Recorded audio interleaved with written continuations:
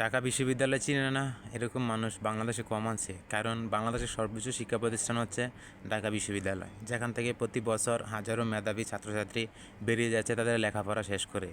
আর সেখানকার মতো একটা জায়গায় এরকম ন্যাক্কারজনক ঘটনা আসলে মেনে নেওয়াটা অনেক কষ্টকর।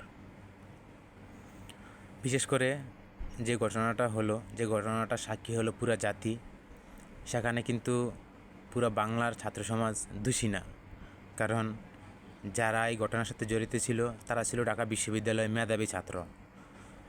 তাদের হাতে একজন খুন, মানে পত্রিকার হেডলাইনে এরকমভাবে বিষয়গুলো তুলা ধরা হচ্ছে যে বাতের বিনিময়ে পাগলের জীবন।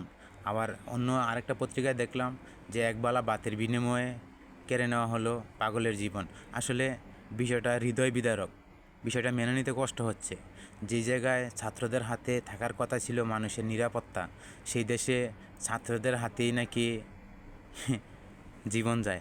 মানে বিষয়টা মানতে অনেক কষ্টকর। মানে বাংলার মানুষ মানে কীভাবে বিষয়টাকে নিবে এটা তাদের ব্যক্তিগত ব্যাপার, কিন্তু আমার পার্সোনালি মানে দিক থেকে আমি বলতেছি, আমার কাছে বিষয়টা মেনে নেওয়া অনেক কষ্টকর। কারণ যে দেশে ছাত্রদের হাতে থাকার কথা ছিল একটা কলম খাতা বই, এর চাইতে বেশি কিছু না, এই দেশের ছাত্রদের হাতে থাকে অস্ত্র। ছাত্রদের হাতে একজন পাগলের জীবন নিরাপদ থাকে না। সে দেশের সাধারণ জনগণ তাদের হাতে কীভাবে নিরাপদ থাকবে, সেটাই আজকে জাতির কাছে আমার প্রশ্ন রেখে গেলাম। বিশেষ করে যারা ছাত্র সমাজের সাথে তাল মিলিয়ে এখনও বলছেন যে সে পাগল ছিল না, সে ভালো মানুষ ছিল।